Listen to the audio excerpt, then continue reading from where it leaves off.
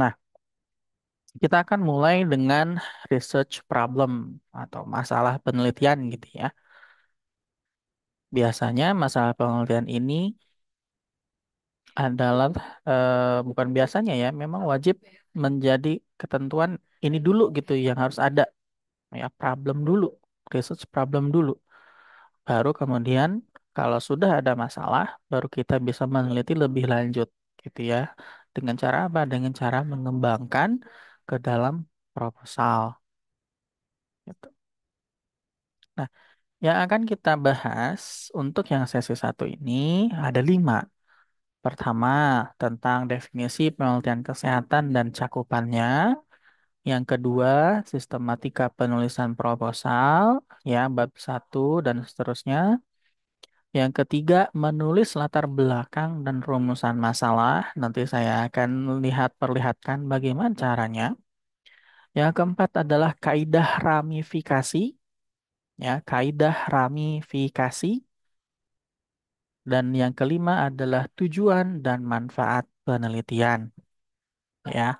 Jadi ini adalah kita akan membahas inti dari bab satu, ya, inti dari bab satu nih. Jadi kita udah mulai. Tapi sebelum bab satu, ibu kan pasti harus tahu dulu ya masalahnya apa. Mau neliti tentang apa, gitu kan ya. Nah, nanti kita akan coba elaborasi, gitu ya. Bagaimana cara nyari masalah, bukan cari-cari masalah ya, tapi menuliskan masalah, ya, bukan nyari masalah. Nanti kalau nyari masalah mah berabe gitu ya. Oke, lanjut. Nah, penelitian kesehatan. Kita mulai dari definisi. Penelitian kesehatan adalah penelitian yang dilakukan untuk memperjelas maupun memberikan solusi tentang kesehatan manusia.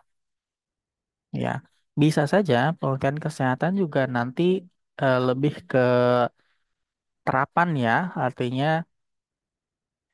membuat sebuah produk yang di mana produk atau prototipe ini bisa bermanfaat untuk manusia. Nah, intinya seperti itu ya. Jadi penelitian kesehatan memang lebih fokus pada kesehatan manusia, bukan kesehatan hewan. Ya, kalau penelitian hewan itu veterinary ya, veterinary. Nah, ada beberapa tipe penelitian kesehatan ya. Pertama ada yang namanya fundamental research atau penelitian dasar ya, basic. Nah, kalau ini fundamental research itu lebih kepada em, tentang bagaimana pengaruh ekstrak gitu ya, hubungan. Nah, itu lebih ke fundamental research ya. Kemudian clinical research. Kalau clinical research itu lebih pada penelitian klinis, misalkan tentang obat gitu ya. Kemudian tentang efek senyawa. Nah, itu clinical research. Kemudian ada yang dinamakan dengan public health research. Nah, kalau public health research ini biasanya ya, biasanya adalah campuran antara fundamental ya, yang basic, yang ini, yang dasar, penelitian dasar, tapi ranahnya adalah lebih kepada community. Kalau public health research itu lebih ke community ya. Nah, penelitian ibu-ibu ya yang nanti akan dilakukan itu bisa di fundamental research, bisa di public health research, gitu ya, bisa 3.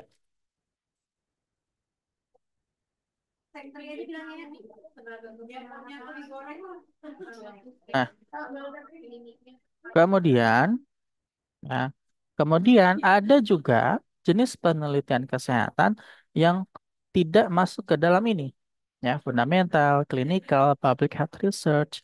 Itu biasanya dinamakan dengan action research, gitu ya, action research. Action research lebih kepada penelitian terapan, ya, applied research biasanya. Gitu, applied research contohnya kayak gimana? Contoh misalkan membuat sebuah prototipe, gitu ya, kemudian bagaimana dampak terhadap sebuah intervensi. Nah, itu applied research. Nah, contoh ini misalkan the implementation of interprofessional education community curriculum di dalam perguruan tinggi di Indonesia. Nah, ini contoh ya, action research. Cost effectiveness analysis of linagliptin versus sulfonylurea. Nah, treatmentnya, treatment ini clinical research tapi udah diimplementasikan. Dan ini akan melihat bagaimana apakah ini pembiayaannya bagus atau tidak gitu ya, efektif atau tidak. Nah, jadi ada banyak cabang ya di dalam penelitian kesehatan. Yang penelitian jenis-jenis ini bukan metode ya, ya Ibu ya, bukan metode. Metode beda lagi ya metode.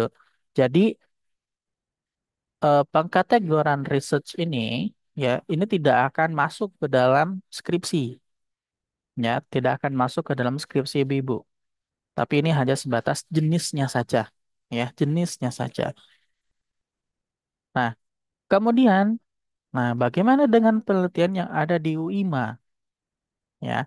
Penelitian yang ada di UIMA untuk proposal ya, untuk proposal sebetulnya kita tidak sampai bab 4, hanya sampai bab 3 ya, sampai bab 3.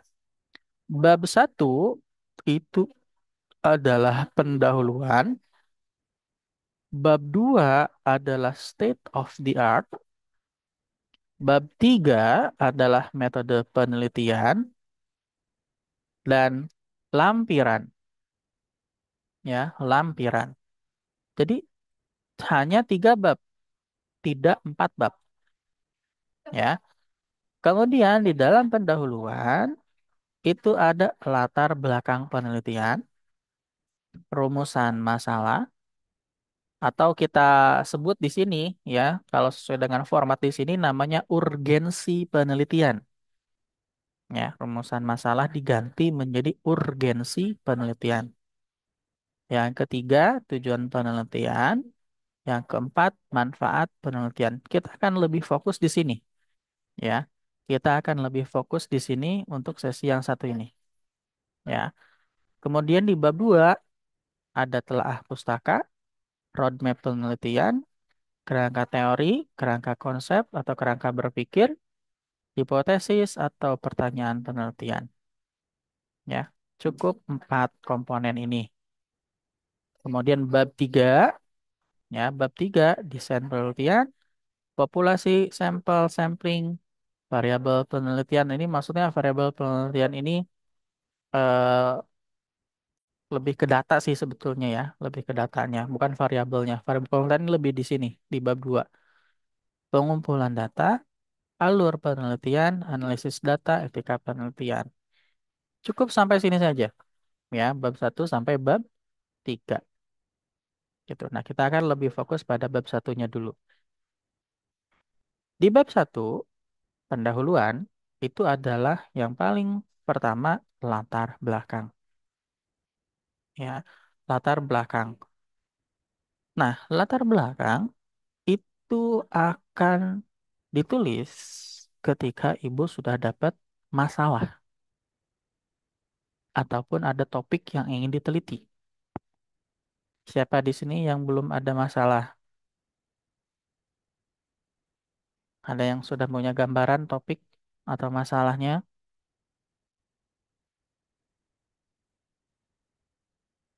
atau belum semua? Belum ada gambaran? Mau meneliti apa nanti?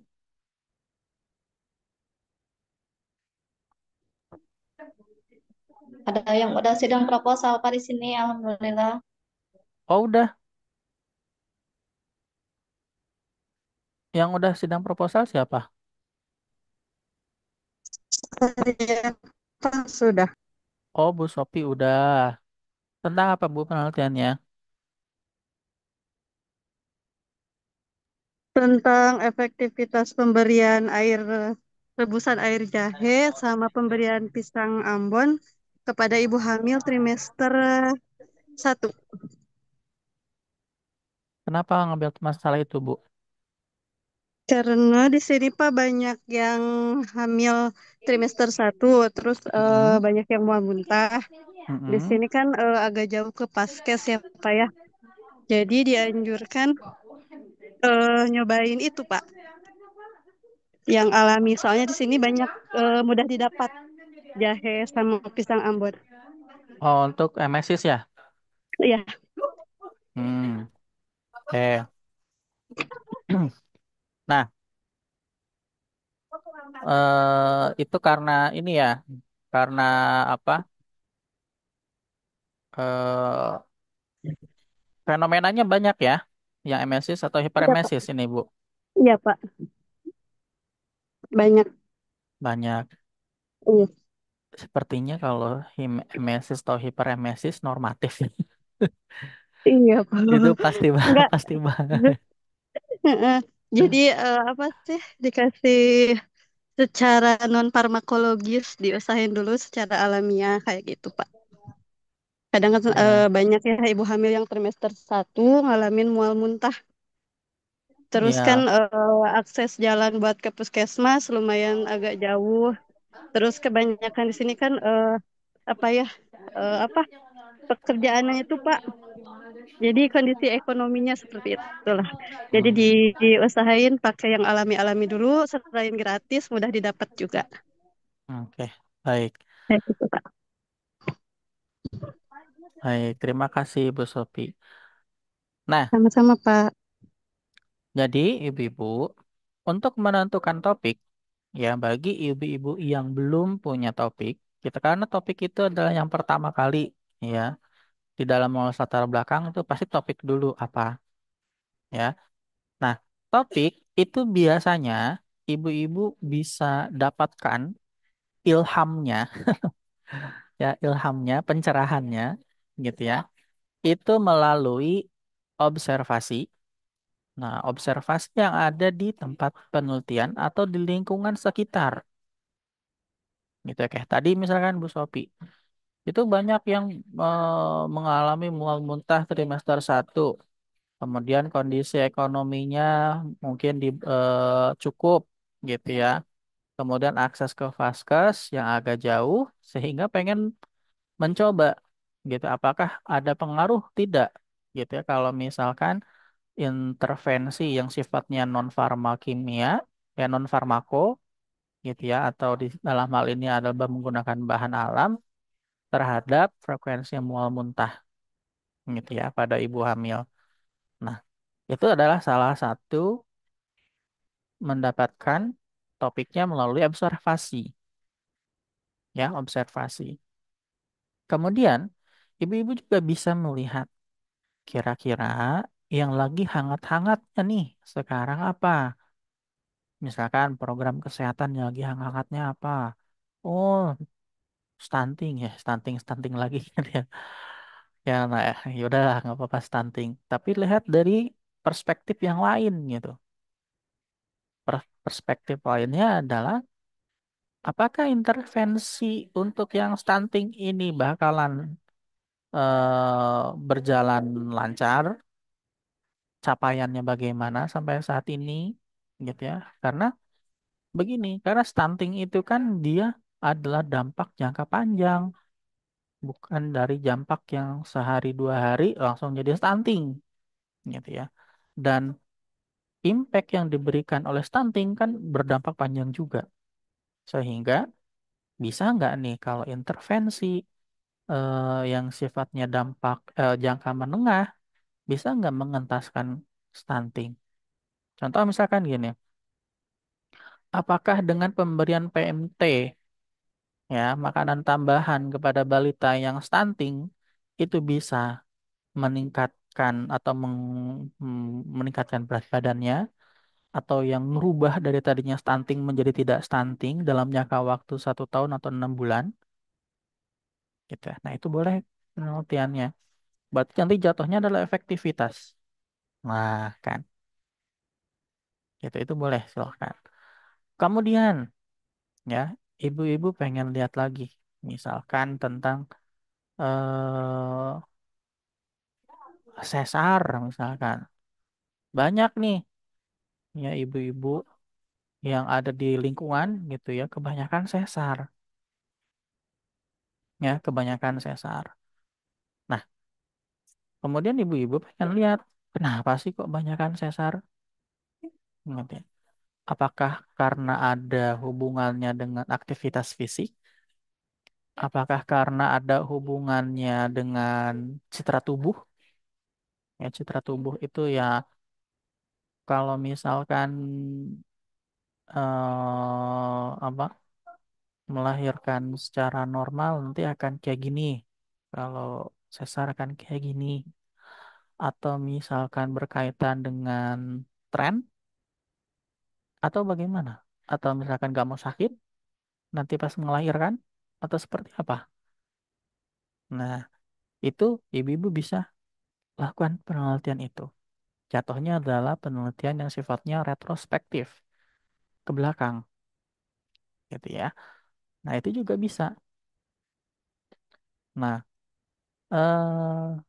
penelitian-penelitian yang topik-topik yang saya sebutkan tadi, gitu ya, itu hanya dari yang sifatnya adalah observasi atau yang lagi hangat-hangatnya.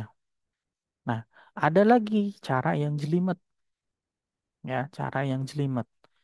Bagaimana? Yaitu dengan salah satunya adalah literatur review, ya, literatur review. Nanti literatur review ini kita akan bahas di sesi yang kedua. Ya, sesi yang kedua kita akan lebih banyak membahas ini tentang literatur review ini. Nah, jadi bagi ibu-ibu yang belum mendapatkan topik, gitu ya, ingin menyusun proposalnya, gitu ya. Dari sekarang Kak sebisa mungkin sudah memulai merancang kira-kira topiknya apa. Cari ilham, bisa itu semedi, gitu. Ya istihoroh boleh gitu ya, silahkan. Atau yang lain juga boleh. Ya, tapi sebisa mungkin ya kalau menurut saya yang ilmiah dulu lah. Ya, yang ilmiah dulu baru nanti petunjuk dari yang Maha Kuasa gitu. Jadi di latar belakang yang pertama kita harus tentukan adalah topik atau temanya dulu. Nah, ketika topik dan temanya sudah ada, kemudian cari apa yang menjadi gap. Masalahnya kira-kira di mana? Stunting tadi. Udah ada programnya nih, ya tentang stunting. Misalnya tadi PMT. Tapi PMT ini efektif atau tidak? Gitu ya. Oh, katanya dikatakan efektif kalau terjadi peningkatan berat badan. Itu kalau baru 2 bulan, 3 bulan, 4 bulan. Ada peningkatan berat badan. Tapi kalau jangka panjang gimana? Intervensinya apakah tetap harus PMT? Udah gitu kan dana untuk stunting turun gitu ya jumlahnya. Gitu. Nah, apakah akan tetap PMT ini akan menjadi efektif? Gitu ya. Nah, itu adalah gap ya, gap. Kemudian eh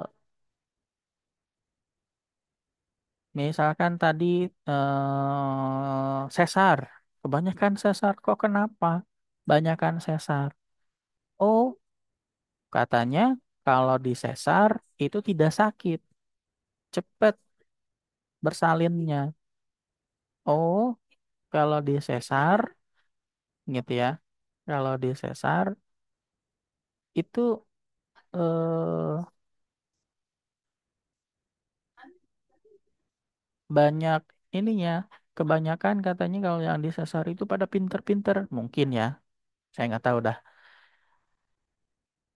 Jadi saya pilih sesar aja. Oh, gitu ya. Ini karena ada faktor lain.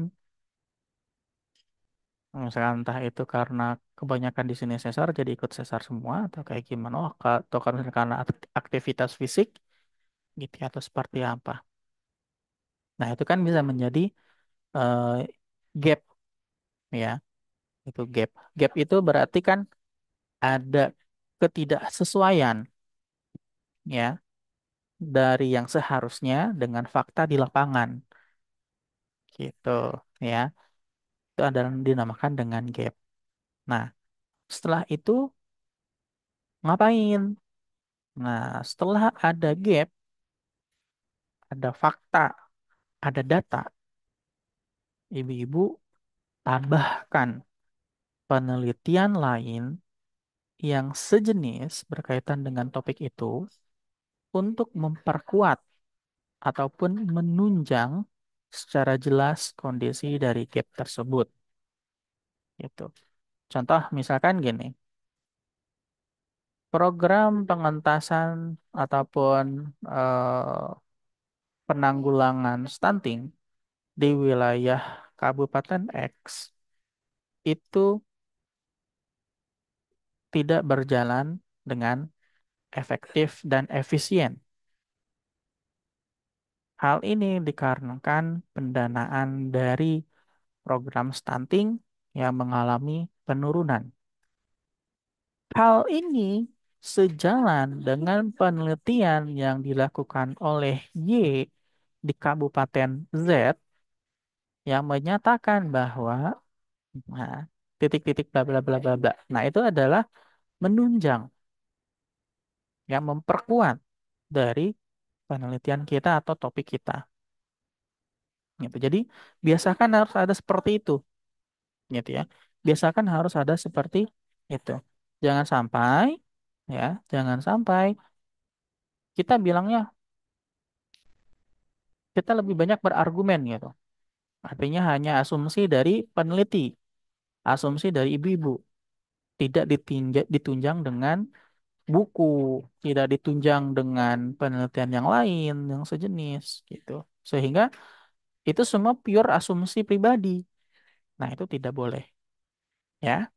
Jadi harus ada buku atau referensi ataupun artikel ilmiah yang menguatkan penelitian atau topik yang akan kita ambil. Ya. Nah, contoh ya, contoh penulisan latar belakang ini biasanya paragraf yang pertama. Ini berkaitan dengan stunting, gitu ya. Stunting atau kurang gizi kronik adalah suatu bentuk lain dari kegagalan pertumbuhan dan seterusnya. Ditambahkanlah di situ. Ini kan pernyataan ya. Kalimat pertama itu adalah pernyataan. Yang kedua, kalimat kedua dan seterusnya itu adalah berkaitan dengan data. Ya. Ini ada data. Ya. Kemudian yang ketiga itu gapnya.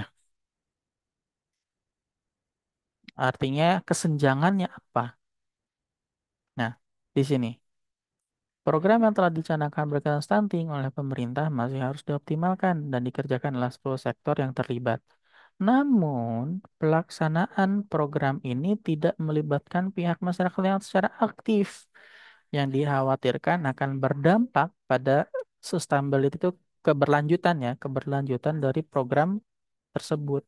Ini adalah gap, ini adalah gapnya, dan ini adalah penguatnya. Berdasarkan penelitian dan Lena, partisipasi masyarakat dalam penanganan stunting di Kabupaten Tasikmalaya belum optimal. Begitupun penelitian yang dilakukan oleh Nur Budiawati menyatakan hal yang serupa, gitu ya. Nah, jadi biasanya paragraf satu dan 2 ini berkaitan dengan ini, ya. Ada pernyataan, ada data, ada gap, dan ada penguat. Nah, ada empat ini ya, empat bagian ini. Ini yang harus ada, gitu ya. Dan ada nanti eh, terminologi ramifikasi ya, terminologi ramifikasi. Nanti kita akan lihat seperti apa ramifikasi. Ini topiknya tentang stunting ya. Nah, kemudian selanjutnya adalah rumusan masalah. Rumusan masalah atau nanti kita akan menggunakan terminologi urgensi penelitian, gitu ya. Urgensi penelitian itu tentang upaya untuk menemukan jawaban dari masalah melalui metode ilmiah. Contoh misalkan gini, Ya, di urgensi penelitian itu yang harus dituliskan oleh ibu-ibu nanti di urgensi itu adalah bagaimana kondisi fakta yang ada di tempat penelitian secara lingkup khusus. Kemudian yang kedua, ditambahkan dengan studi pendahuluan.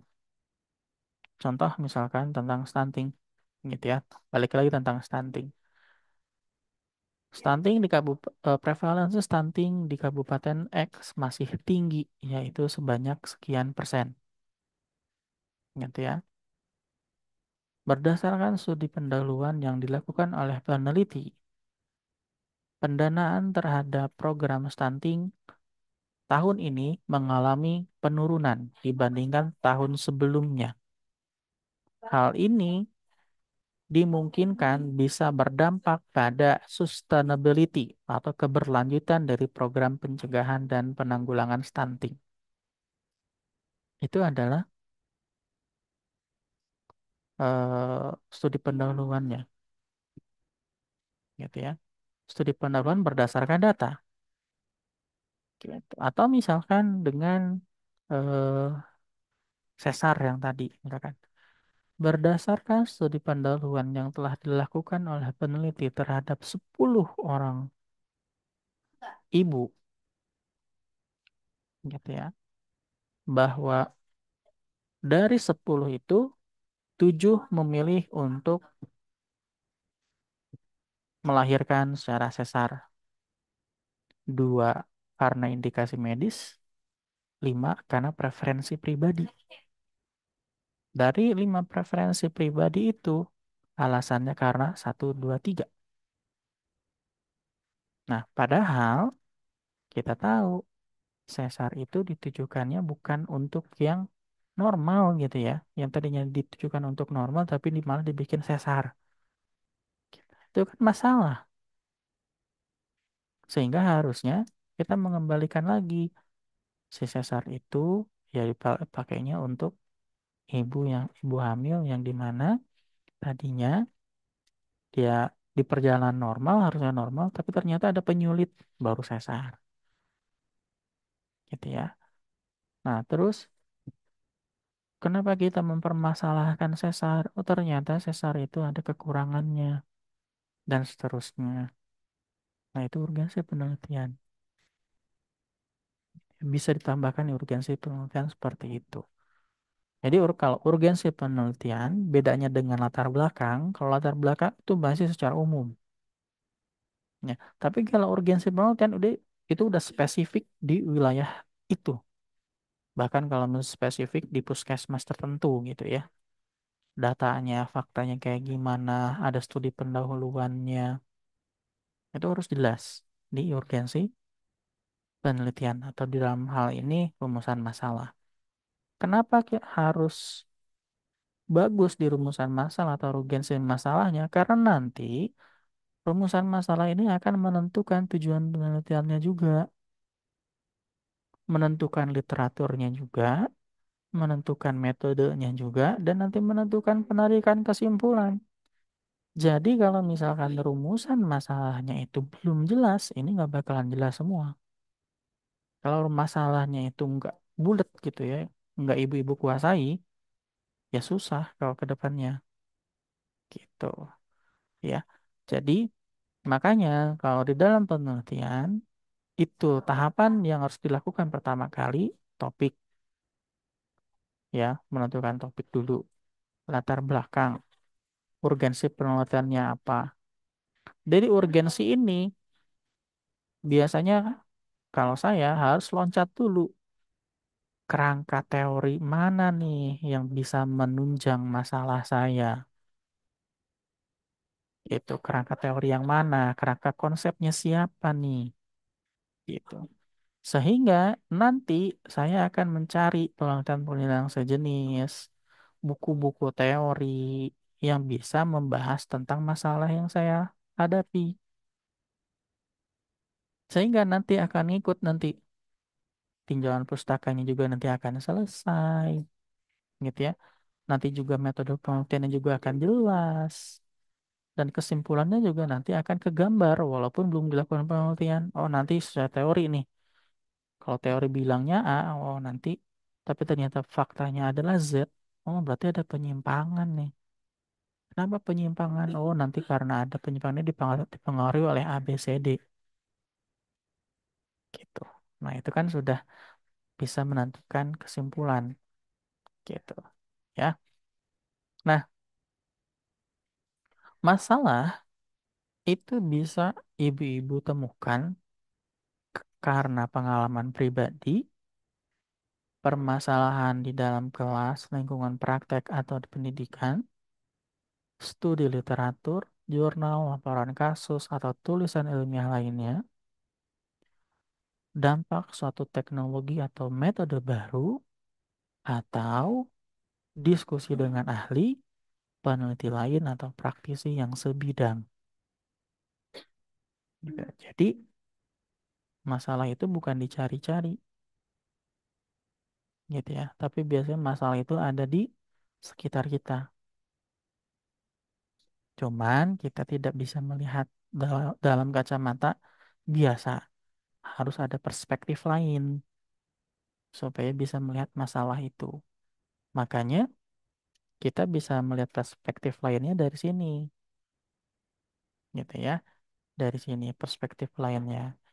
Nah, kemudian faktor pemilihan masalah juga itu harus dilihat. Harus ada novelty, kebaruan. Jadi bukan seperti ini gitu ya. Teman saya sebelumnya neliti tentang stunting. Saya juga ikutan tentang stunting. Kan beda tahunnya gitu ya. Atau misalkan teman saya sebelumnya atau ada penelitian sebelumnya di wilayah itu atau di puskesmas itu tentang misalkan hiperemesis gitu atau emesis gitu ya. Saya gerubah aja deh variabelnya tambah satu atau bedain satu gitu ya. Nah, itu nggak ada novelty-nya, nggak ada kebaruan. Walaupun sebenarnya ada gitu ya, tapi sangat sedikit. Karena lebih banyak kepada tadi, biar praktis gitu. Ya, bukan karena memang urgensi atau ada kebaruan di situ. Ya, kemudian urgensi, seberapa penting sih masalah itu kita teliti. Ya, kemudian interest ketertarikan. Kalau misalkan ibu-ibu nggak mau meneliti tentang stunting, ya jangan dipaksain stunting. Gitu ya. Kemudian kemampuan peneliti. Kalau misalkan tadi gitu ya tentang stunting, ibu-ibu nggak punya keterkaitan dengan stunting, pengennya itu tentang reproduksi, ya reproduksi aja, nggak usah stunting. Nanti pas ditanya A, jawabannya Z, kan nggak nyambung, gitu ya. Kemudian ada resources, sumber daya juga, hazard, ya faktor bahaya, dana, dan yang paling penting adalah waktu. Jangan sampai gini, ibu-ibu ya. Ibu-ibu sudah dapat topik. Bagus banget topiknya. Bagus banget. Ini layak dijadikan penelitian gitu ya. Tapi di salah satu sisi untuk melakukan penelitian ini membutuhkan waktu. Ya, waktu penelitiannya nggak sebentar, ya, panjang. Nah, maka kalau misalkan ibu-ibu mau lulus tepat waktu, jangan pakai itu penelitiannya, jangan pakai topik itu, ganti dengan yang lain. Gitu ya. Kenapa saya bisa bilang seperti ini? Karena saya pengalaman, gitu ya. Pengalamannya apa? Pengalamannya tesis saya waktu itu, gitu ya, itu tentang kebijakan. Kebijakannya saya mau lihat dari pusat sampai ke paling bawah di puskesmas. Saya akan runtut, gitu ya. Ada masalahnya di mana? Masalahnya di pusat kah? Masalahnya di provinsi kah? Masalahnya di kabupaten kah? Atau masalah di puskesmas kah? Ya, saya runtut tuh. Ya, mulai saya datangi kementerian, saya datangi ke dinas provinsi, saya datangi di Kemensos, saya datangi eh, BPMPD gitu ya di provinsi. Kemudian saya datangin di kabupaten juga, saya datangin dinas kesehatan, saya datangin puskesmas beberapa, dan saya datangin kelurahan, kecamatan, dan seterusnya. Karena itu melibatkan banyak pihak, berarti kan butuh waktu. Butuh waktu. Dan untuk wawancara, nemuin orang gitu kan, itu kan membutuhkan waktu, resources juga gitu ya. Apalagi kalau yang neliti sendiri. Nah, makanya penelitian saya itu 1 tahun gitu. Penelitian saya enggak 1 tahun sih sebetulnya, 8 bulan. Ya karena nggak bisa tepat waktu ya nggak bisa gitu ya.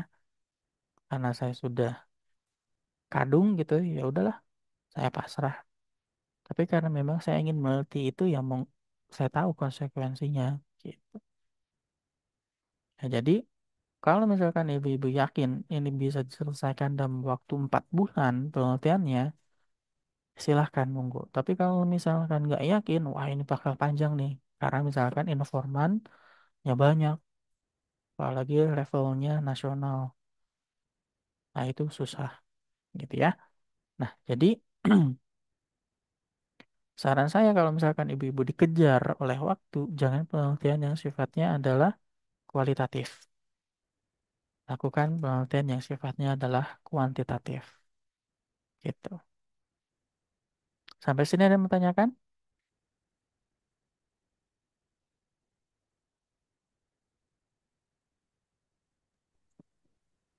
Ada yang mau bertanya? Lanjutkan.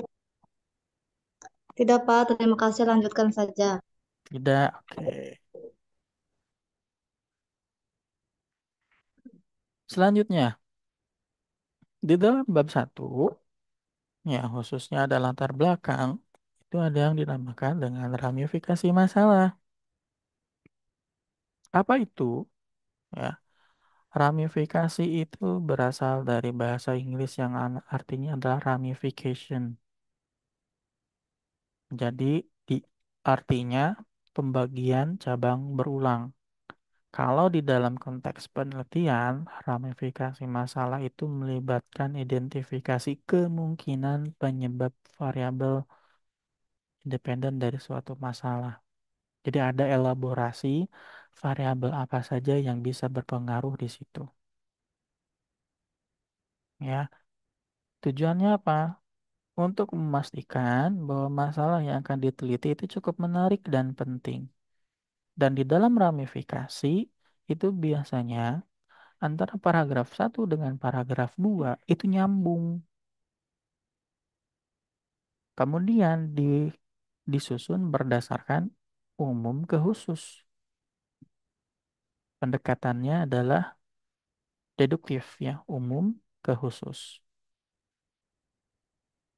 Pendekatan umum ke khusus ya, kemudian antar paragraf itu nyambung. Di setiap paragrafnya itu harus ada atau memastikan bahwa masalah ataupun topiknya itu menarik dan penting berdasarkan ilmiah, saintifik. Jadi tetap dalam satu paragraf itu ada pernyataan, ada gap, ada data, ada gap, ya, kemudian ada hasil penelitian lain yang sejenis, ya, yang menguatkan atau teori yang menguatkan, gitu. Itu yang bagus seperti itu, ya, yang bagus. Nanti kita akan lihat ya bagaimana cara menyusunnya. Nah, kalau tujuan, ya, tujuan penelitian itu kita sebetulnya ada dua ya. Ada tujuan umum dan tujuan khusus. Nah, kalau tujuan itu, gitu ya, itu lebih banyak pada eh, jenisnya, tergantung. Ada yang sifatnya eksploratif, ada verifikatif, dan development. Ini beda-beda, gitu ya. Kalau explore, menemukan pengetahuan baru yang belum pernah diteliti sebelumnya. Verifikatif, untuk membuktikan pengujian kembali kebenaran suatu ilmu pengetahuan yang sudah ada sebelumnya. Ini biasanya berkaitan dengan hubungan, pengaruh gitu ya. Nah, itu verifikatif. Kemudian ada tujuan penelitian development, mengembangkan penelitian yang telah ada. Sebetulnya udah ada nih intervensi, tapi saya kembangkan dengan metode atau pendekatan yang lain. Misalkan tadi Bu Sopi gitu ya, konsumsi pisang. Nah, biasanya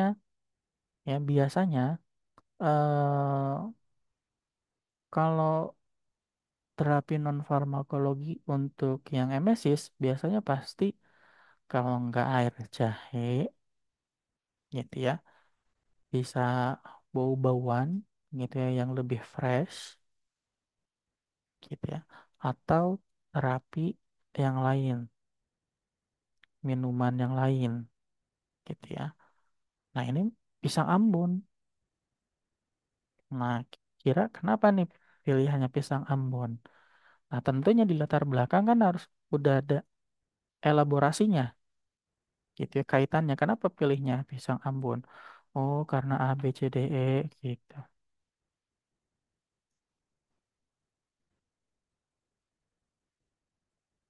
Nah, itu penelitian yang sifatnya development, pengembangan.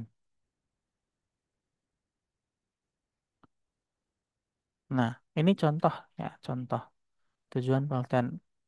Ini yang tujuan umum yang verifikat sifatnya verifikasi gitu ya. Mengetahui hubungan pengetahuan, sikap dan status gizi anak terhadap bla bla bla bla bla. Nah, tujuan khususnya, nah ini biasanya menyesuaikan ada nggak hubungan pengetahuan terhadap ini ya per variabel, per dua variabel, independen dan dependennya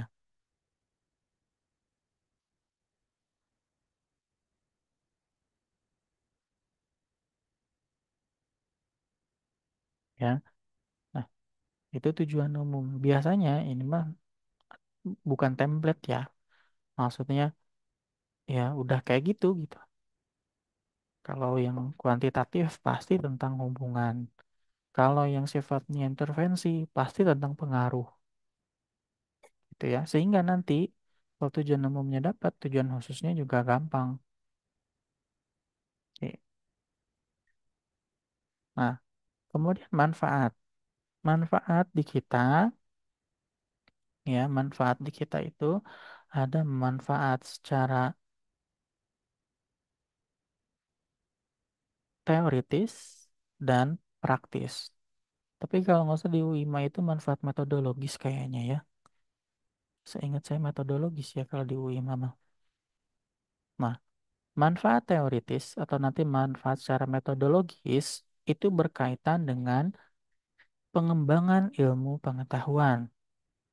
Contoh misalkan ya, ini redaksinya. Hasil penelitian diharapkan dapat menjadi rujukan untuk pengembangan ilmu pengetahuan mengenai peningkatan pengetahuan ibu hamil dengan memanfaatkan teknologi aplikasi berbasis mobile. Manfaat teoritis, pengembangan ilmu pengetahuan mengenai peningkatan pengetahuan ibu hamil. Ini manfaatnya secara teori. Tapi kalau secara praktis, itu lebih pada aplikatifnya, ya. Hasil penelitian ini dapat menjadi cara alternatif dalam peningkatan pengetahuan ibu hamil, gitu ya. Cara alternatif dan secara praktis peningkatan pengetahuan ibu hamil dengan menggunakan teknologi aplikasi berbasis mobile. Kita hanya menggunakan dua ya, manfaat metodologis atau teoritis dan manfaat praktis. Nanti manfaat praktis dibagi, ada untuk institusi, ada untuk ibu hamilnya misalkan, atau untuk remaja kalau topiknya tentang remaja, dan ada untuk penelitian selanjutnya boleh, atau untuk institusi pendidikan juga boleh. Ya, disesuaikan saja.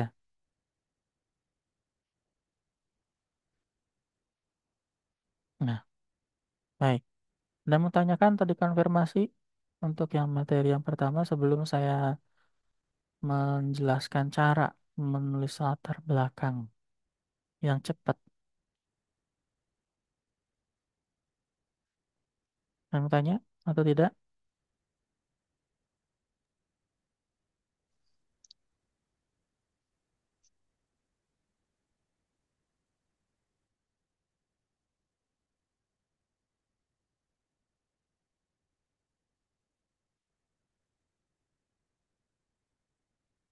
Tidak ada. Nah, ini belum ke sesi yang kedua ya. Belum sesi yang kedua. Nah, kalau tidak ada pertanyaan, saya akan coba eh, bukan mengelaborasi ya, memberikan tips and tricks untuk penyusunan latar belakang. Topik dulu deh, topik kemudian latar belakang. Ada yang belum punya topik penelitian atau sudah semua, Ibu-ibu?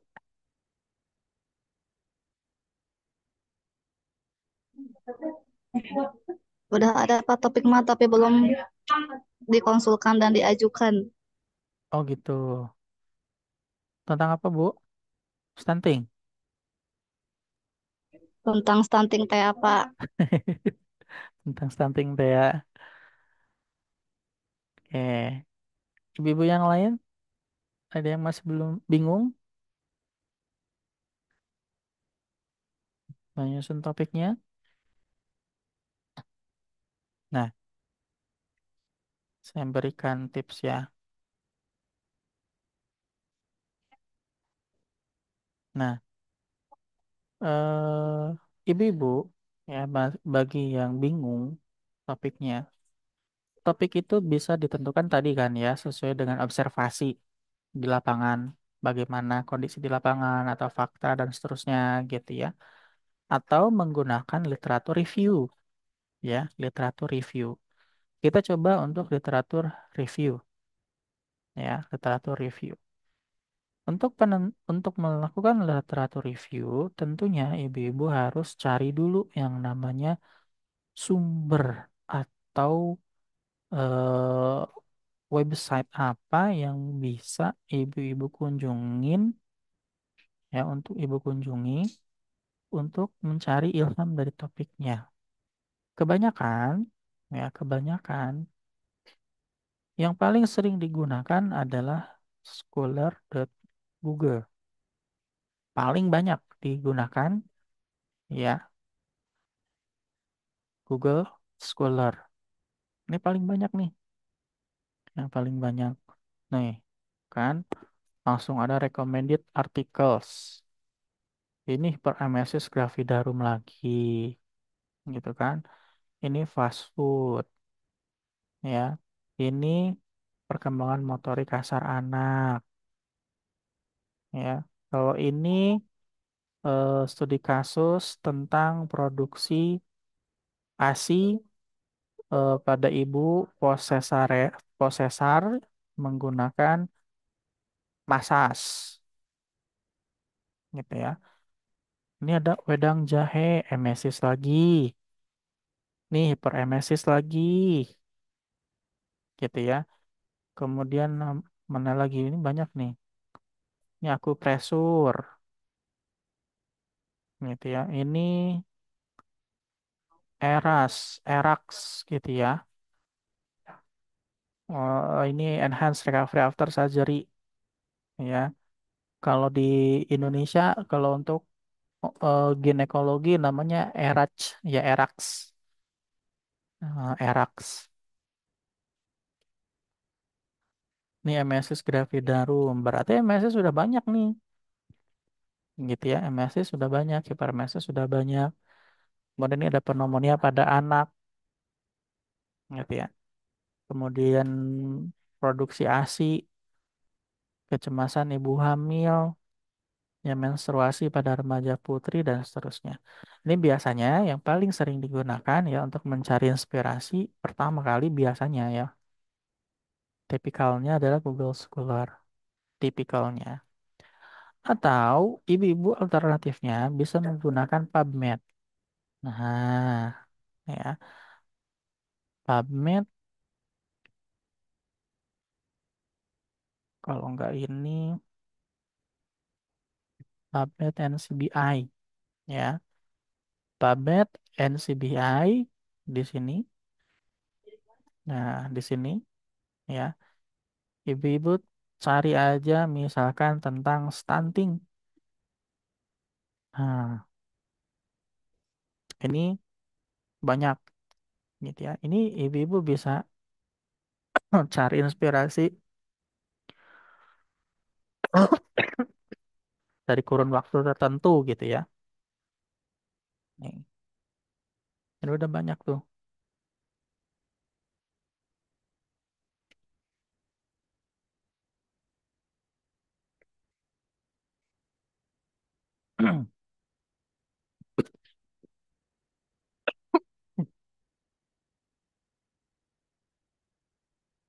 Ini Indonesia nih.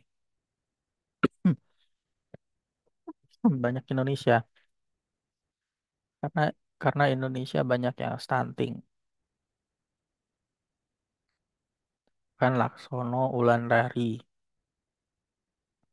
Sapartini Indrati, Kata Sasmita, CB. Tuh, banyak orang Indonesia stunting. Ya. Ini di PubMed ya. Tapi bahasa Inggris ya, bahasa Inggris. Alternatif lain ya, alternatif lainnya ibu-ibu bisa search di typeset.io. Nah, typeset.io ini sebetulnya bisa sekaligus untuk hmm, literatur review atau membuat roadmap ya, membandingkan antara 5 penelitian ya dengan penelitian yang akan kita lakukan. Ini bisa sekalian ya, bisa sekalian. Misalkan tentang eh eras ya,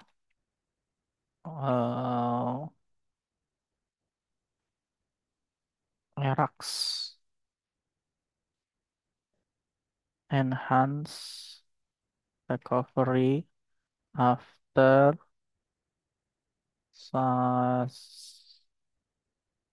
cesarean surgery.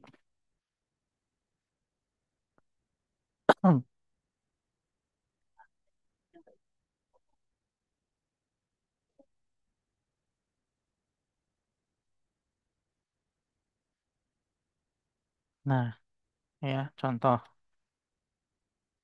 di enter, kemudian nanti ibu akan mendapatkan summary dari 5 penelitian, gitu ya.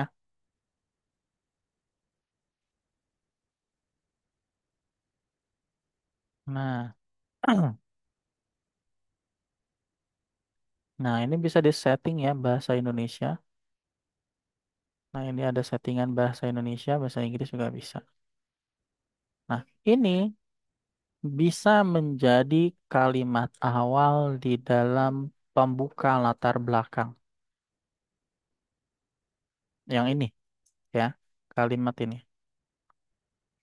Bisa jadi separagraf sendiri, tinggal ditambahin nanti ya.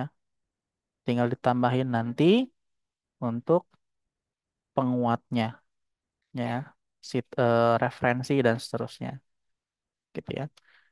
Di sini ya, di sini ibu-ibu bisa lihat ya, ada ini sebetulnya ada 2 paper ya, ada 2 paper yang menggunakan ERAX. Nah,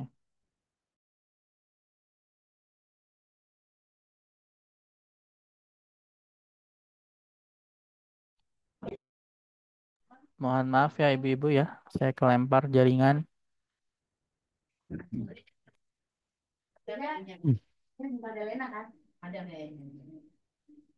Tadi di sini ya. Nih, Ya, di sini ya. Nah, kalau misalkan ini tidak sesuai, ya, ini kan tidak sesuai ya orthopedic surgery, ini ambient surgical settings gitu ya. Ini tinggal dihapus bisa. Ya, remove. Mana remove? Ini remove. Nah, ya, ini erax. Ini oke nih. Ini remove lagi. Nih, ini oke nih. Ya, ini oke. Ini enggak. Ini enggak. Ini bisa. Ya, ini bisa. Ini bisa. Ini bisa. Gitu ya. Nah, jadi nanti ibu-ibu bisa tinggal di checklist yang ini ya. Yang ini yang tidak sesuainya saya checklist dulu deh. Ini yang sesuai dulu nih. Ini yang sesuai. Ini yang sesuai. Ini sesuai. Ini sesuai ya. Select action. Remove unselected. Nah, ini ada satu, dua, tiga, empat. Empat penelitian. Ini langsung otomatis di sini. Melakukan summary. Nah, ini bisa dibuatkan paragraf.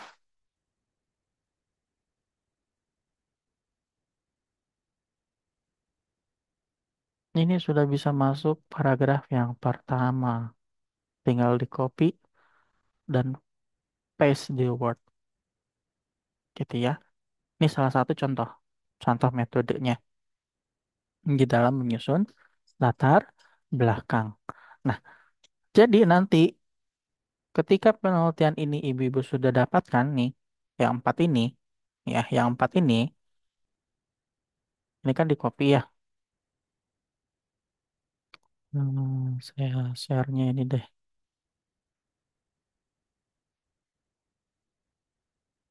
Nah, ini kan di copy ya, bisa di copy.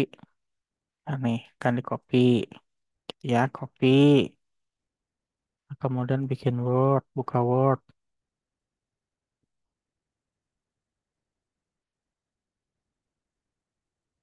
tinggal di paste, gitu ya. Nah, ini ini udah bisa menjadi paragraf pembuka di latar belakang. Ini salah saya contoh aja kasih contoh, gitu ya. Nah, panel yang jurnal yang dipakai ini jangan dihilangkan dulu, tetapi ibu-ibu kan di bagian atas ada doi ini, ya, ada doi ini. Tinggal klik kanan, open link in new tab. Klik kanan, open link in new tab. Klik kanan, open link in new tab. Klik kanan, open link in new tab. Gitu ya. Nah, apa sih maksud dari itu? Maksudnya adalah ibu-ibu bisa melihat penelitian yang dipakainya. Nah, ini yang tadi, ya. Ini yang tadi. Yang pertama, Vena Ayu. Nih, yang si Vena Ayu. Yang ini udah langsung otomatis ada ininya. Jurnalnya bisa langsung ke download. Ini sudah ada, tinggal download PDF-nya. Ini tinggal download PDF-nya. Gitu ya. Nah, jadi dengan menggunakan ini, ya, saya space, ibu-ibu bisa langsung cepat menyusun bab satu maupun roadmap sebetulnya. Nah, roadmap ini kan pembandingan ya, perbandingan penelitian-penelitian yang sejenis ya. Ini kan udah ada nih di atas. Ini judulnya, ini pengarangnya, ini adalah summary-nya, ini adalah kesimpulannya, ini adalah hasilnya, ini adalah metodenya. Udah ada semua, tinggal copy paste dalam bentuk tabel. Udah jadi gitu. Jadi empat penelitian ini bisa sekaligus untuk penelitian yang ada di roadmap gitu ya. Nah, ini bisa di copy paste nanti ke Word gitu ya. Nah, sampai sini ada yang mau tanyakan?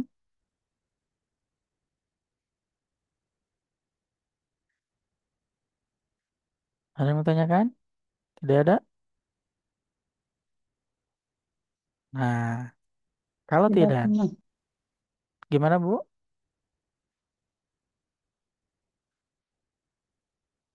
Enggak ya? Enggak. Oke.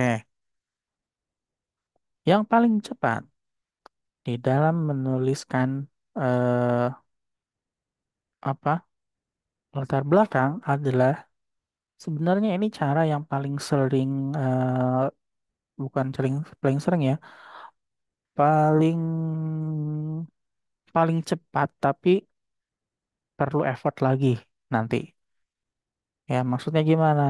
Maksudnya eh, ketika sudah menggunakan cara ini ya, ibu-ibu harus mencari referensi yang digunakan. Ya, referensi yang digunakan. Nah, cara yang ini sebenarnya menggunakan bantuan dari AI, Artificial Intelligence. Memang tidak dipungkiri bahwa AI ini untuk penelitian masih ini ya masih terbatas. Tidak boleh semuanya menggunakan AI gitu. Nah, tapi kalau untuk latar belakang, ibu bisa menggunakan ini ya.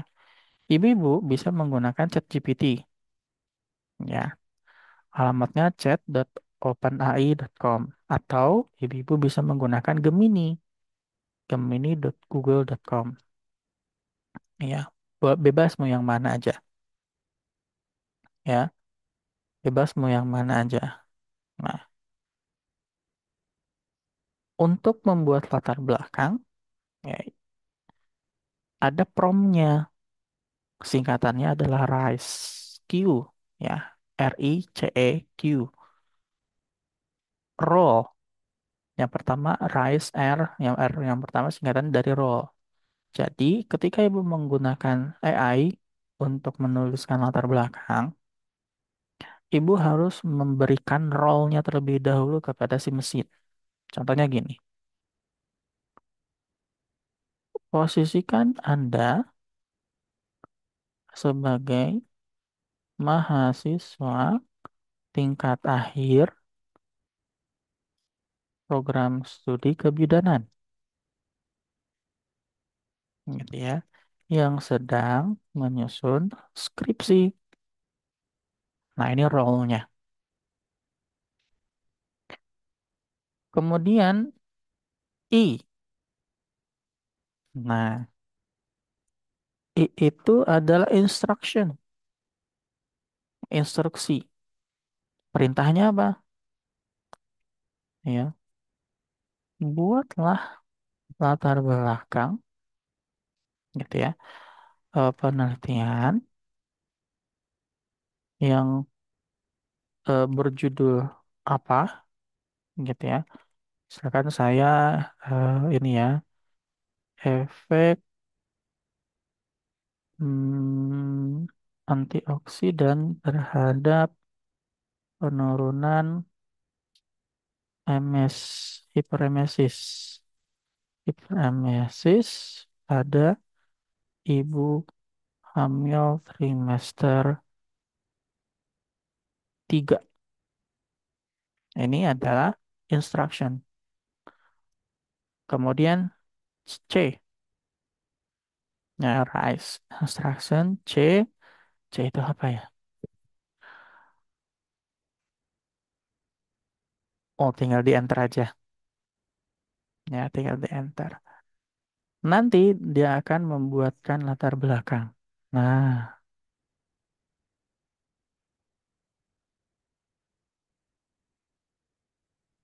jadi udah langsung ada ini ya, ya poin-poin apa yang harus dilakukan.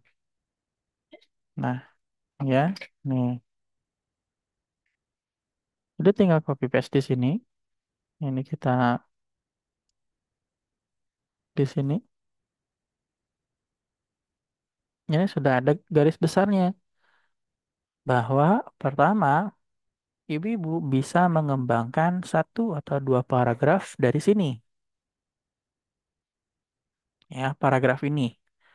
Kemudian, ibu juga bisa mengembangkan satu sampai dua paragraf dari ini, yang antioksidan. Kemudian yang ketiga, ibu bisa mengembangkan paragraf 2 sampai 3 paragraf dari yang paragraf yang ketiga ini dan seterusnya sehingga bisa lengkap latar belakangnya lebih cepat. Gitu. Nah, itu cara yang menggunakan AI gitu ya. Ini akan cepat. Iya, cepat. Tapi apa?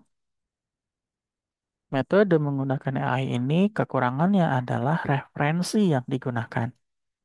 Ya, referensi yang digunakan dan pengembangan dari tiap paragraf. Gitu, ya. Nah, yang dimaksud dengan ramifikasi, yang dimaksud dengan ramifikasi itu adalah antara satu paragraf dengan paragraf yang lain kan itu memiliki kesinambungan. Kemudian itu dibahas dari umum ke khusus. Ini kan umum nih, ya umum. Ini umum, ini umum nanti nanti ke khusus di sini lebih. Nah, gitu ya. Jadi tahapannya seperti itu, ibu-ibu. Jika memang ibu-ibu mau menggunakan AI dan eh, perlu disampaikan juga bahwa ini harus dilengkapi dengan data, harus dilengkapi dengan penelitian yang terdahulu. Tapi garis besarnya kita sudah dapat. Tinggal dikembangkan saja paragrafnya. Cepat kan? Lebih lebih lebih lebih apa ya?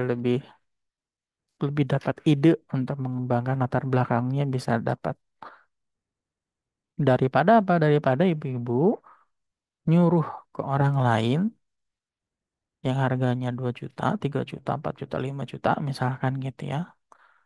Daripada ibu-ibu gitu ya, copy paste skripsi orang lain mendingan menggunakan ini.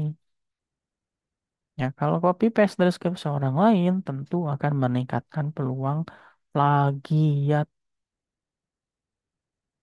Kalau plagiatnya tinggi, berarti ibu-ibu harus revisi. Gitu. Ya. Nah, itu untuk penulisan latar belakang. Nah, dan format yang lain, ibu-ibu bisa merujuk pada skripsi yang sudah ada di UIMA, gitu ya. Saya nggak tahu apakah bisa diakses oleh repositori apa belum ya. Repository.uima.ac.id. Mudah-mudahan bisa. Kalau nggak bisa, ya wassalam. Atau penelitian.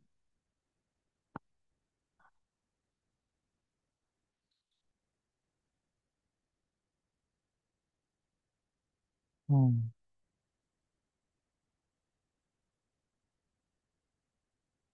Iya, harusnya ada nih.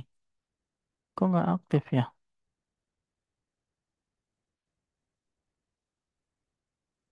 Menggunakan IP juga nggak mau. Nah, ibu-ibu juga bisa menggunakan ini ya, repositori UIMA untuk melihat penelitian yang sudah dilakukan di UIMA apa saja sih, gitu ya. Nah, atau ibu-ibu juga bisa men-search repositori dari tempat yang lain, ya, repositori dari tempat yang lain, dari universitas lain maksudnya, gitu ya.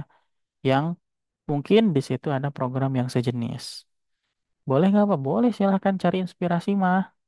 Ya, yang penting asal jangan copy paste. Tok, tiplok dengan yang sudah ada. Gitu ya. Nah itu.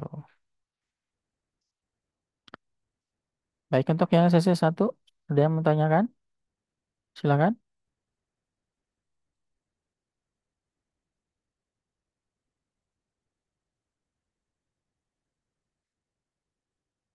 Sesi satu. Ada yang mau tanyakan atau tidak?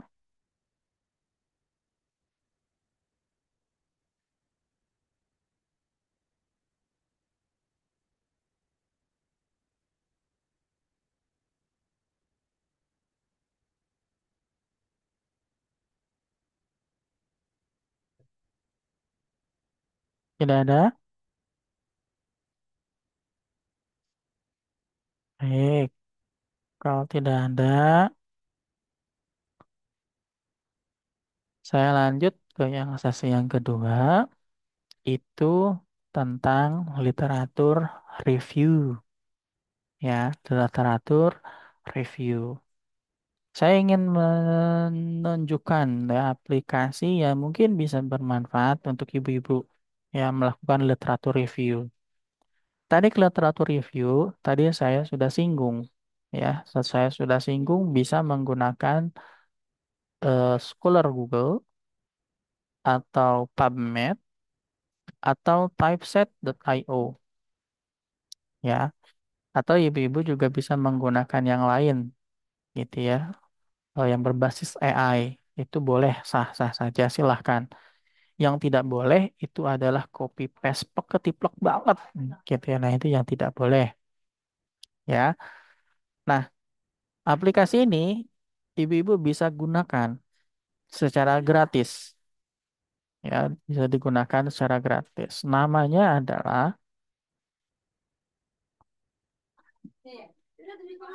bentar, saya buka dulu websitenya. Publish or Perish. Ya, dan namanya Publish or Perish. Aplikasi apa ini?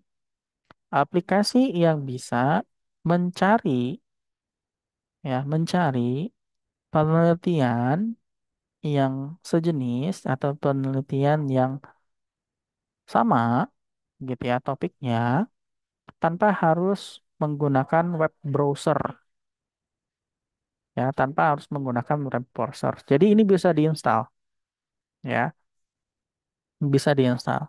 Nah, ibu-ibu bisa klik download installation instruction di sini ya. Kemudian nanti pilih saja di sini apakah untuk Windows, ini untuk Windows, ya ini untuk Windows 10, Windows 7 atau untuk yang lain. Ya, nanti ada optionnya. Ya, nanti ada optionnya. Nah, ini untuk Windows nih. Ya, ini untuk Windows. Nah, ada untuk yang Linux, ya, untuk MacBook, untuk Windows.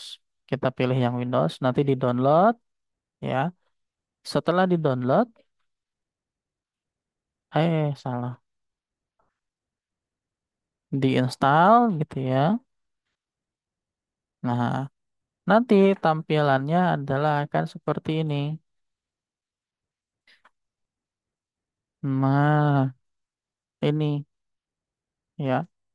Jadi nggak perlu ke Google Scholar, nggak perlu ke PubMed, gitu ya. Ibu-ibu cukup menggunakan Publish or Perish ini,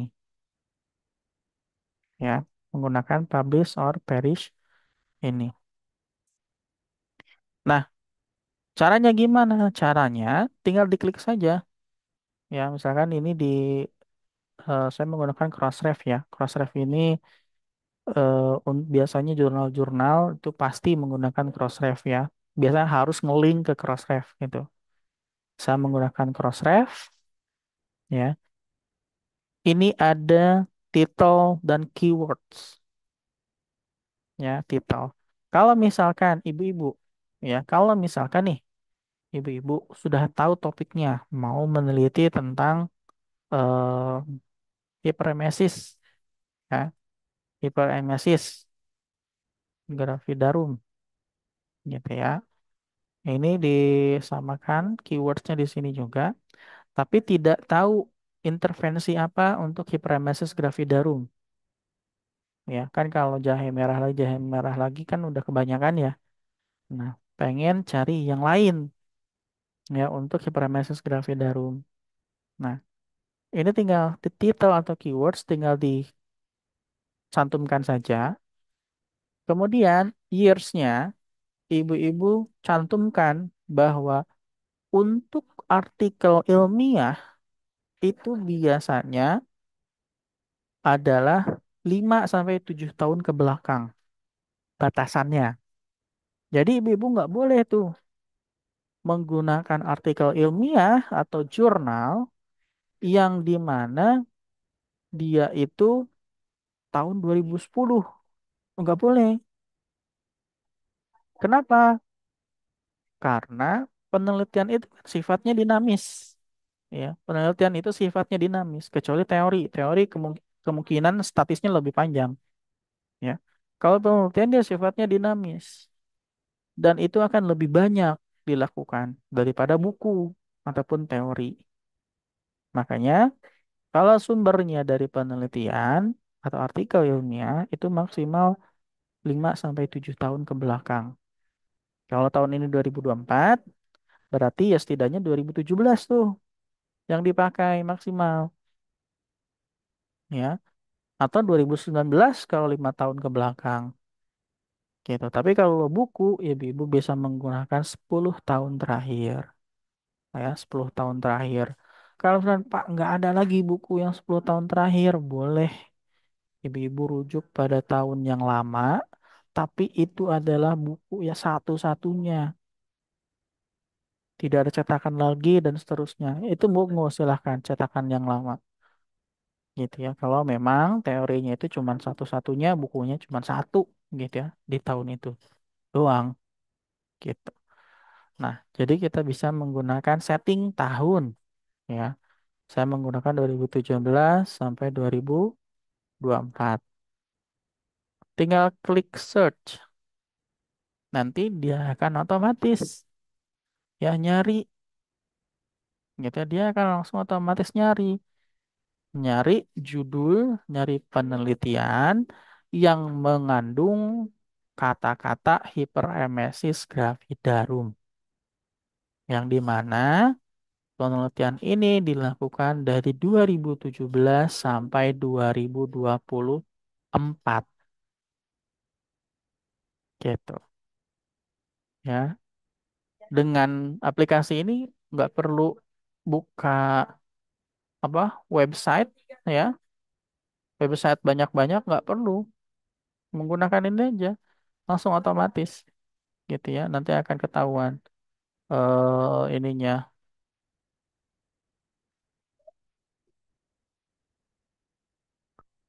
di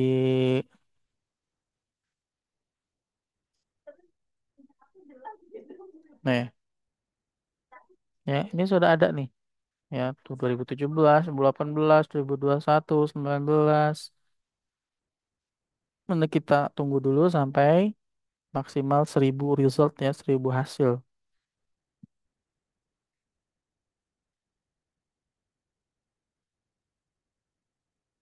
Nah, ini sudah ada penelitian banyak gitu ya. Nausea and vomiting of pregnancy and hyperemesis gravidarum.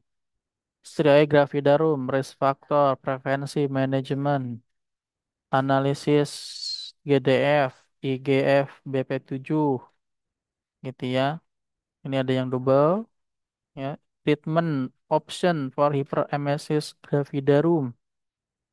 Nah, kalau mau nyari, oh ini penelitian yang sesuai dengan saya, ya. Ibu-ibu tinggal diklik di bagian sini. Ada open publishers version dan open full text. Tinggal klik aja open publishers version atau full textnya. Tinggal diklik. Misalkan saya full text gitu ya. Nah, ini ada ininya. langsung ke sini gitu ya. Wah, ini berbayar, Pak. Bahasa Inggris lagi. Ya udah, saya nyarinya bahasa Indonesia. Ya bisa, monggo gitu ya. Yang ini berbayar, ya. Yang ini berbayar, terus bahasa Inggris. Kita cari yang bahasa Indonesia aja, ada nggak Pak? Ada. Cari aja ke bawah, gitu ya.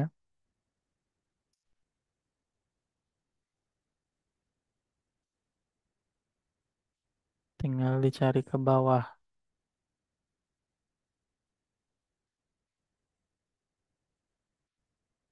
Oh,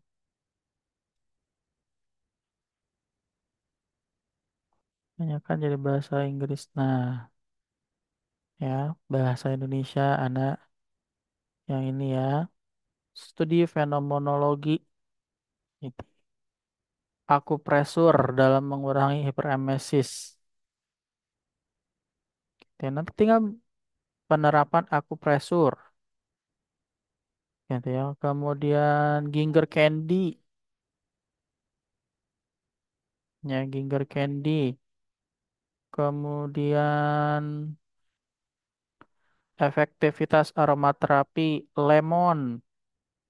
Oh, ya, kemudian faktor risiko hiperemesis. Status kadar hemoglobin, efektivitas minuman jahe, gambaran keton. Kemudian faktor risikonya, dan seterusnya. Jadi, ibu-ibu bisa searching gitu kira-kira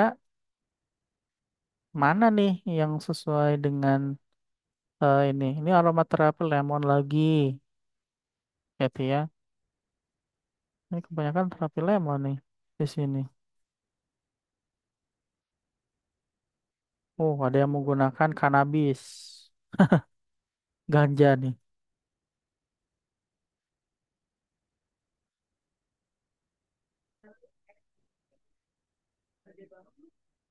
Minuman jahe, vitamin D,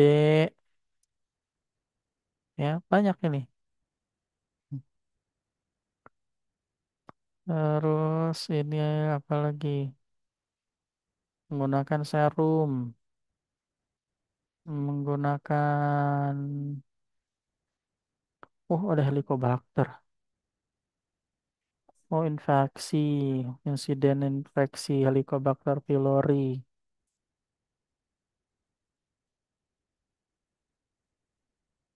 Kok ada pneumomediastinum ya? Oh, karena dia kebanyakan ini kali ya, muntah mual muntah jadi pneumomediastinum.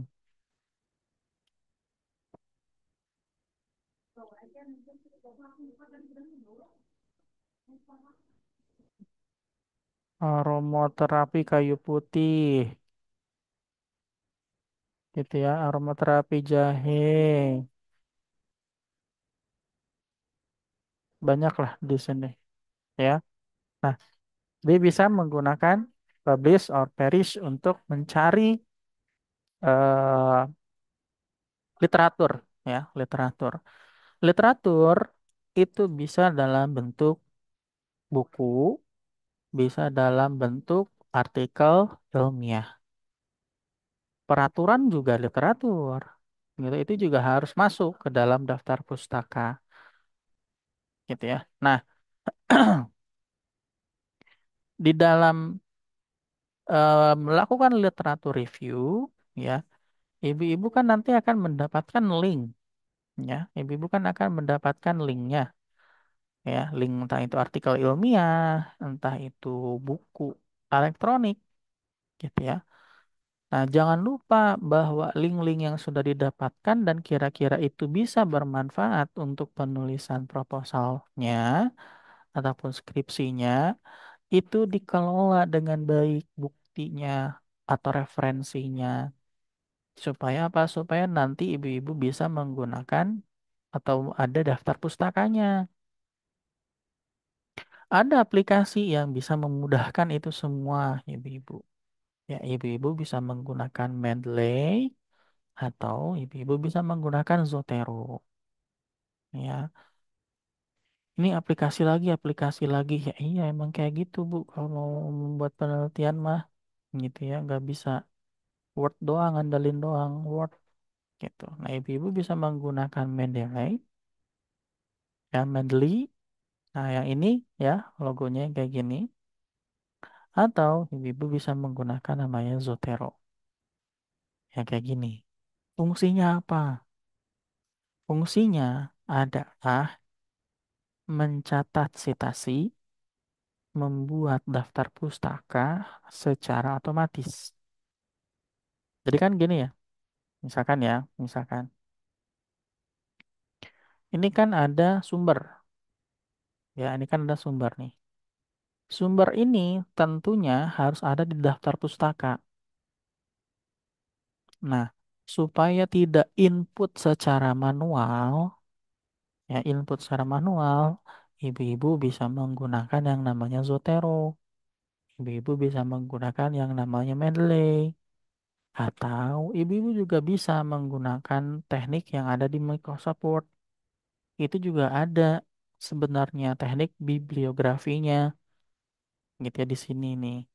Cuman ini jarang digunakan. Kenapa? Tidak praktis kalau yang di Word.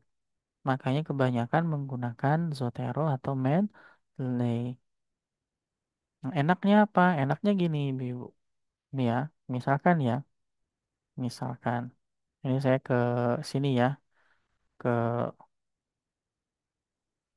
browser, kemudian di Scholar, gitu ya. Misalkan saya ini nih, ya. Misalkan saya ini. Nah, kemudian kan ini ada ininya ya. Nih, ada abstraknya, ya, ada abstraknya. Nah, di dalam literatur review, ibu-ibu kan pasti akan mendapatkan banyak artikel ilmiah. Kalau misalkan di-download satu-satu, dibaca satu-satu, lama. Nah, caranya adalah baca abstraknya. Oh, penelitian ini bagus nih, ya. Penelitian ini bagus, sesuai dengan penelitian saya. Jadi saya pengen pakai nih rujukan ini jadi referensi. Nah, ibu-ibu daripada klik PDF-nya, ini kalau pakai Zotero ya, ibu-ibu tinggal diklik di bagian atas di sini. Ada Save to Zotero. Tinggal diklik. Oke, saya running dulu Zoteronya. Ya, dibuka dulu Zoteronya. Ya, ini adalah Zotero. Ya, ini adalah Zoteronya, aplikasi Zotero. Saya bikin di sini misalkan folder baru. Ini saya latihan. Nah, kosong nih. Oh, latihan ada dua. Ya, latihan ada dua. Sini aja deh. Saya delete. Jadi latihan ya. Latihan. Ini saya minimize. Ini ada klik save to Zotero. Tinggal diklik ini, dia langsung otomatis nyimpen. Misalkan saya coba ini.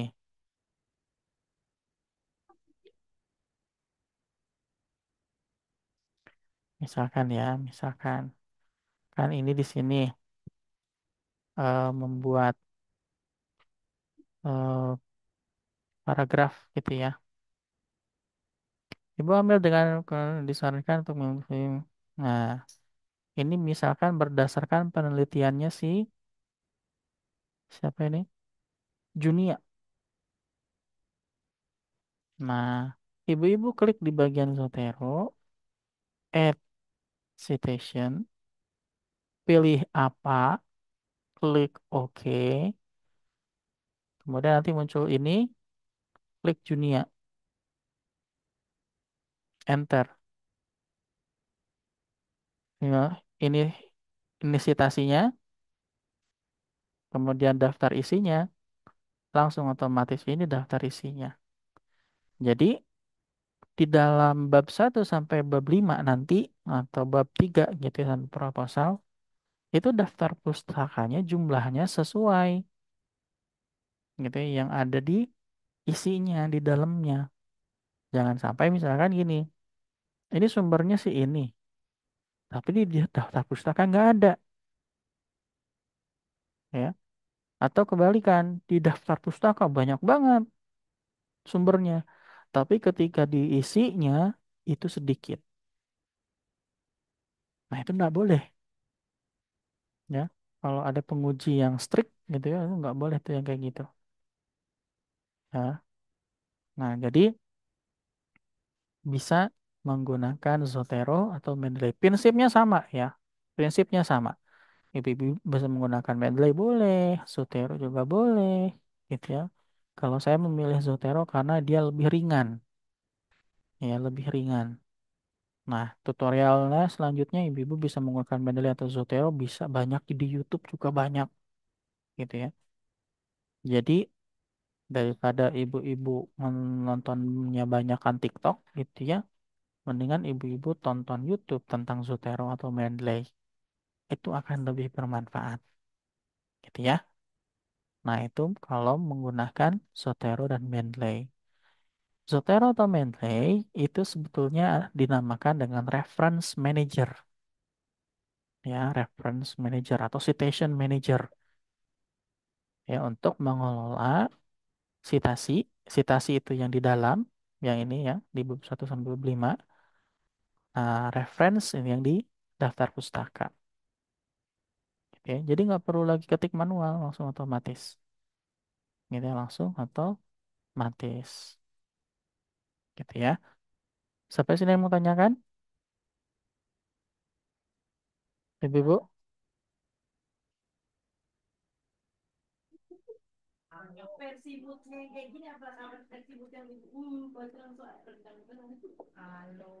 Ada yang mau tanyakan? Silakan. Tidak ada? Tidak ada nih. Benar.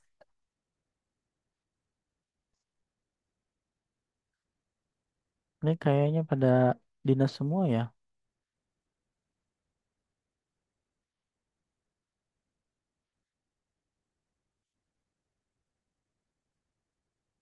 Tidak ada yang menanyakan?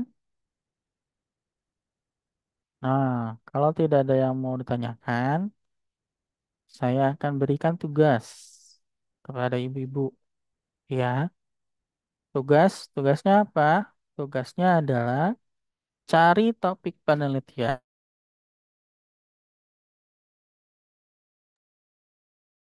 Halo, ibu-ibu.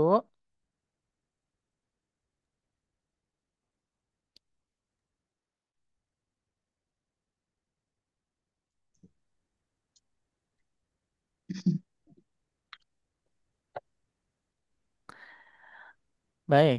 Nah, jadi tugasnya adalah untuk ibu-ibu, kalau bisa dikerjakan hari ini, ya dikerjakan hari ini, ibu-ibu buat topik penelitian ditunjang dengan 10 penelitian yang sejenis, ya. Jadi misalkan tadi tentang erax, berarti harus mengumpulkan 10 penelitian tentang erax. Kemudian 10 penelitian itu dibuatkan tabel tentang metode dan hasil penelitian dari eh, apa artikel ilmiah yang sudah dikumpulkan, gitu ya. Buat topik atau cari topik penelitian yang di mana topik penelitian itu adalah hasil pengembangan dari 10 artikel ilmiah yang ditemukan yang sejenis, gitu ya. Nah, kalau bisa, ya kalau bisa itu dikerjakan sekarang, gitu ya, dan dikumpulkan nanti sore. Kalau tidak bisa dikumpulkan besok, ya, dikumpulkan besok. Ada Besok aja pertanyaan? Pak. Boleh besok aja. Lab Tapi lagi ke yang lain. ya, tapi tetap gitu ya. Hari ini dikerjakan supaya besok dikumpulkan, gitu ya. Iya Pak. Oke, ada pertanyaan? Tidak ada, berarti Kalau jelas ya tugasnya ya. kalau rekaman yang ini bisa dilihatnya di mana Pak? Di YouTube Nan- Bapak? Nanti rekamannya saya akan kirimkan linknya. Oh iya.